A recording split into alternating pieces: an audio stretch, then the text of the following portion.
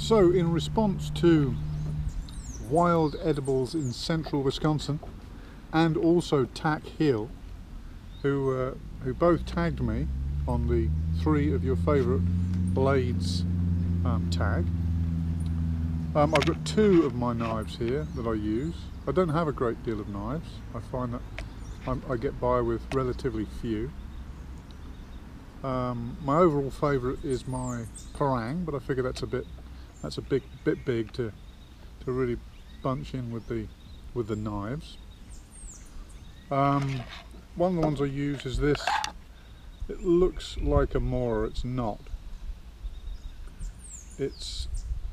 I think it's not even a Promar. I think it's even a rip-off of a Promar, which they say is a rip-off of a Mora. But anyway, very similar design. It's an all stainless steel blade, keeps a nice edge. It's great for processing food. Nice bright handle on it so that I don't lose it on the forest floor. Nothing too groundbreaking there, but that's one of my favourite little go-tos there for processing fish or processing food. Definitely one of my favourites is this one, and the reason being that it's one that I made. It was the first file knife that I made.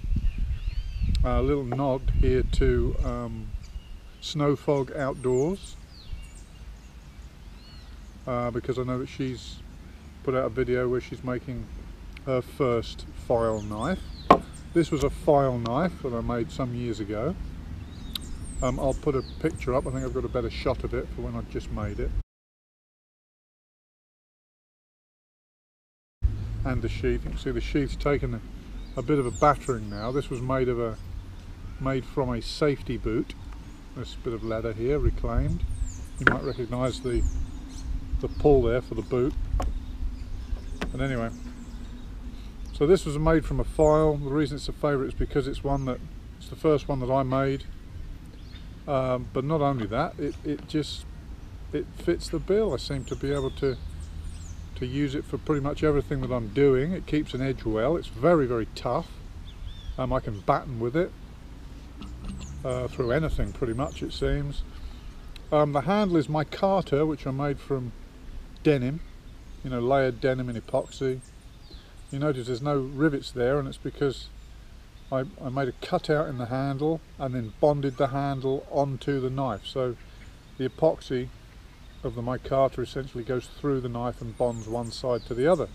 And I've got to say, it's stood the test of time. It's not necessarily a thing of beauty by the standards that I see on YouTube. There's some beautiful things being produced, but it's very practical. It does the job.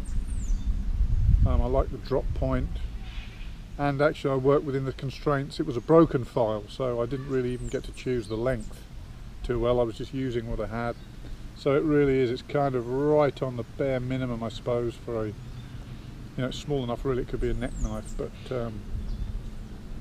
so that's it. That's 2 of the 3. My third I can't get access to this weekend at the moment because it's at work. It's something I use at work, but I'll include that in my next video. So thanks very much to Wild Edibles in Central Wisconsin and to Tac Hill for tagging me in that one. I'm going to think about who I would like to pass the tag on to. I would like to pass the tag on to Kevin's Outdoor Adventures, another great channel I enjoy following. If you haven't checked them out yet, please do. Some nice, check him out yet, some nice content there. Enjoy the way he puts things across. And I would also like to tag Snow Fog Outdoors. What are your 3 favourite blades? Gold colour eyes.